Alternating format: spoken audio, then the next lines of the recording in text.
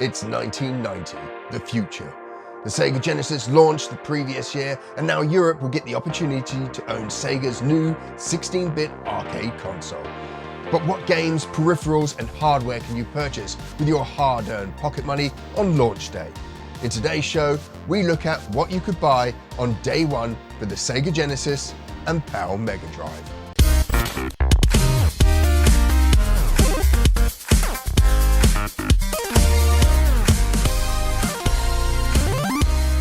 Welcome back to the Retro Gamer Boy Show. Today, we're going to be taking a look at the launch lineup of titles and hardware for the Sega Mega Drive and Sega Genesis. We'll also sprinkle a few interesting facts throughout the video.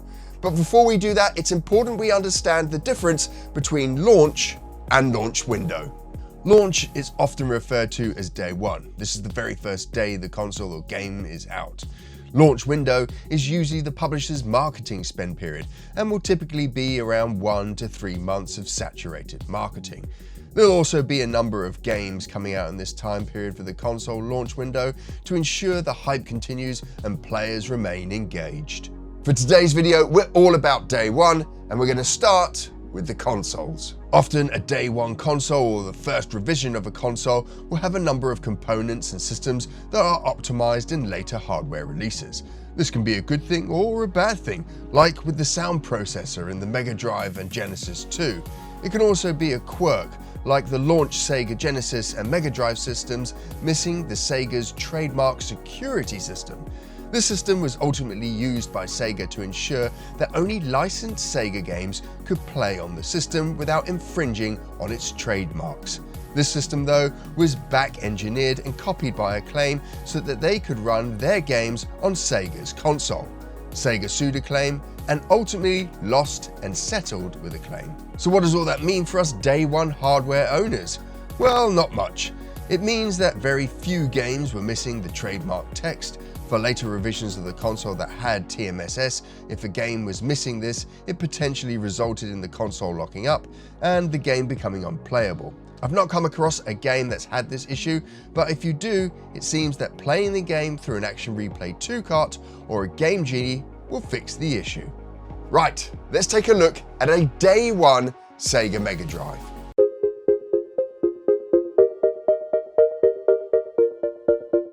Now this is a day one release console for the Sega Mega Drive in Europe. There's two versions in Europe though. We've got this one which had no pack-in game, and we got a version that also had Altered Beast.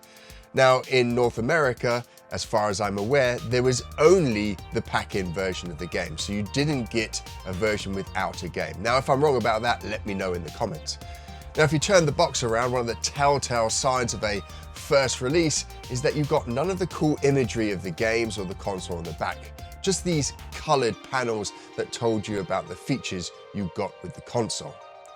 Right, let's take a look inside, and there's some more telltale signs for a day one release console, and the internals for the Sega Mega Drive are pretty much the same as the Genesis, except the Mega Drive is missing a couple of pieces the Genesis does have. So one of the signs you've got a Mark I Mega Drive, a launch day Mega Drive, is that it comes in this polystyrene box.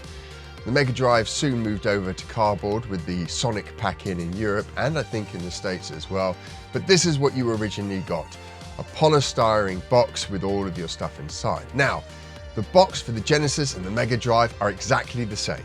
There's no difference in them, except for when you open it up, there's a couple of missing pieces. Now, you've got the joypad as you normally did, obviously with all the Genesis branding.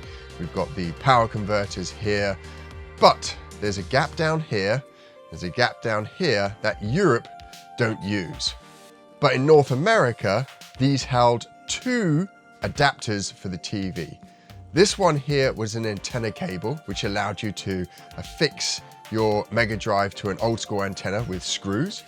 And this one here was an RF adapter.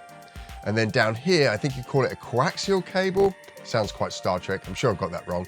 But you'd get your coaxial cable, let's call it that for now, in this part here. But in Europe, we got this, the RF cable, because in Europe, our TVs were already pretty much RF as standard or RGB SCART. And so we got this cute little box here, which allowed us to switch between TV or the game system. You then have the manual. Again, this would just have Genesis along the top and the languages would be different, but you get your manual and your registration card in there. And then you'd have your Genesis, or in this case, we've got the Sega Mega Drive. Now, the big difference is that in Europe, you would have this version here, which didn't have a pack-in game, or you had the pack-in game. But in America, North America, again, correct me if I'm wrong here, you'd have a pack-in game just down here. And it would sit nicely in this space down here. And that's where the pack-in game would be. So of course, this isn't a pack-in game version in Europe. This was the non-pack-in game version. So you still have the space there, but just no game. And then you've got the console itself. And apart from that, the Mega Drive in Europe and the Genesis were both exactly the same. Same materials, same layout of box, same content pretty much. So that was the consoles, but what about the peripherals? Well, there were two peripherals released for the Sega Genesis and Mega Drive. There was the Master System Converter, or the Power Base Converter if you were in North America, and the standard 3-button controller.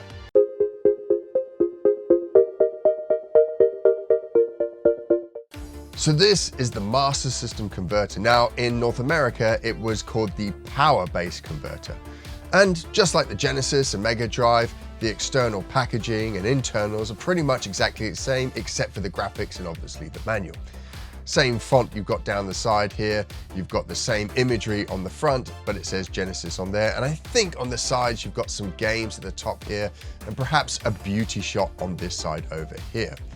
Now, it was called the Power Base Converter, and so the text down here would say, play Power Base Converter games on your Mega Drive, which makes no sense at all, unless they were sold, or Master System games were sold as the Power Base, which I don't think they were. I'm pretty sure they were sold as Master System. Again, let me know in the comments below. Right, let's open this up and see what you would get on day one of buying the Master System or Power Base Converter. So you would start off with your manual, and just like the Mega Drive and Genesis, it's a polystyrene internal protector. There's a couple of little extras we get in there, but this is the meat of the system. You've got your bag, and then you've got these polystyrene protectors. Again, exactly the same in North America as it is in Europe, except that obviously we would have Genesis down here, not the Mega Drive. So the same kind of stuff. Now, there are two other pieces that you've got with this converter. We got this. This is a screw that goes into the back of the converter here and attaches it to your Mega Drive or your Genesis. Now, the other thing you get here is a sleeve core. And this is so that if you've got the card reader with the 3D glasses, before you plug the 3D glasses in, you put the cable for the 3D glasses into here. You wrap it around a couple of times, and then that goes into there. Now, I'm not 100% sure on its use. I used to think it was so you could easily take it in and out, but some other people have said it's to protect against surges and voltage surges. I have no idea if that's true. Someone who's more technical than I can let us know in the comments. But yes, you also got this in the bag as well. So you've got the converter, this core here, this core sleeve, and the little screw as well.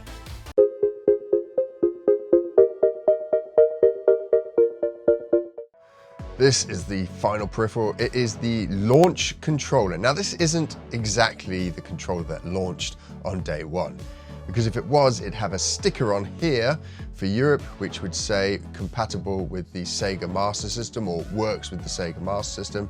And in other parts of Europe, it was a yellow star here with the same text, but in a different language. But apart from that sticker, everything else would have been the same. Now, I can't find the Genesis version, but given how Sega were so coordinated back in those days, I suspect it was pretty much the same, but with Genesis branding on the top there, and obviously Genesis picture on the front here for the controller. And then when you open up the controller, you simply got the controller inside. Now, I've got a repro bag here, but you would have had the red text over the top of it on there. And I think some of them came with inserts as well. but pretty much the same as with the Genesis as well. You would have got it bagged inside the box, and that's it. And this was because obviously the Mega Drive and Genesis only shipped with a single controller. Did you know there's also a Mark I 3-button controller and a Mark II 3-button controller? Now this is a Gen 2 controller and this is a Gen 1 controller. There's some aesthetic differences between the two, like the red versus white arrows and the ABC at the top here rather than trigger at the top. We've got trigger down the bottom there. But for the most part, they look the same. This all changes once we open them up. If we look inside the Mark II controller, we can see what we think is a standard control pad. But if we open up the Mark I controller, we can see that it's very different. And that's because the Mark I controller has this dish on the back here. And so as you press the buttons back and forth, this dish rocks around and pushes on the pad at the back here. Whereas on the Mark II, it's more traditional in its construction. The Mark II has a pressure pad here, and as you push down on the controller, it pushes on these points here, which sends the signal.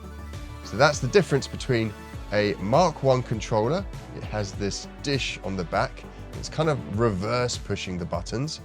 And we have the Mark II, which uses the more traditional direct touch onto the PCB. Both the Sega Genesis and Mega Drive had 7 titles on launch day. 5 of these titles they'd share, but 2 of them would differ between the 2 regions. Although all of these games would eventually be part of both consoles' launch window.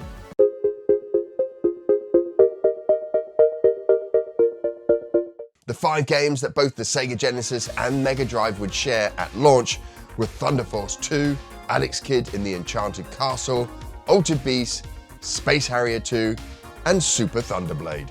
We can see from the outset Sega's arcade strategy in play here, with Altered Beast and Space Harrier 2 as launch titles, 2 big hitting arcade hits on Sega's new 16-bit console.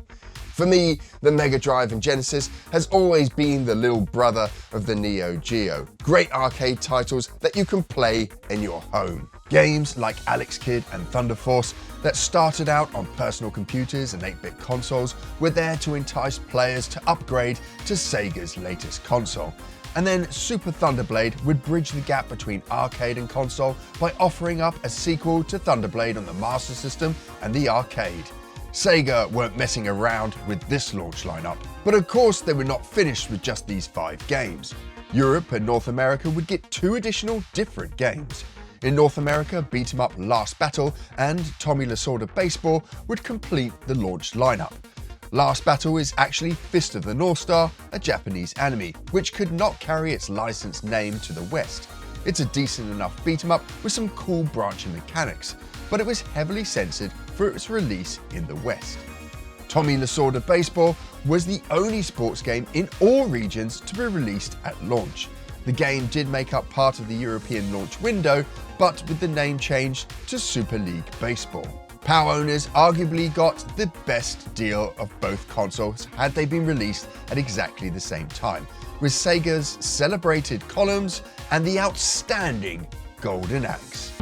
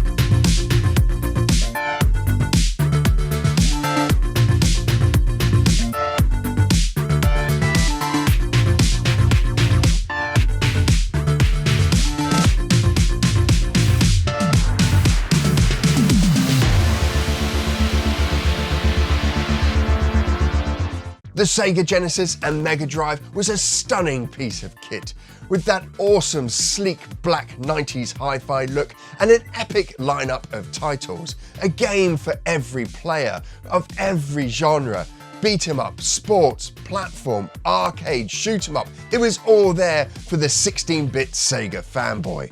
I love the Sega Mega Drive. It's a stunning piece of kit, and the console that we saw in today's video is the very same console that I picked up during launch window. 33 years that console has sat on my shelf and played this awesome catalogue of games. And Golden Axe was the first game that I picked up. A stunning, stunning beat 'em up. And every year since picking up Sega's 16-bit console, I've added a new game to the collection. I'm trying to build out this full PAL collection, an ambition that I had as a young teenager when I first got my hands on this 16-bit powerhouse. Now, if you enjoy videos like this and you're not subscribed, it'd be great if you can join the community here. Of course, hit the little thumbs up button, it helps grow the channel. And if you want to talk more about the Sega Genesis and Mega Drive, drop down into the comments below. That's it for this week's show, and I'll catch you on the next one.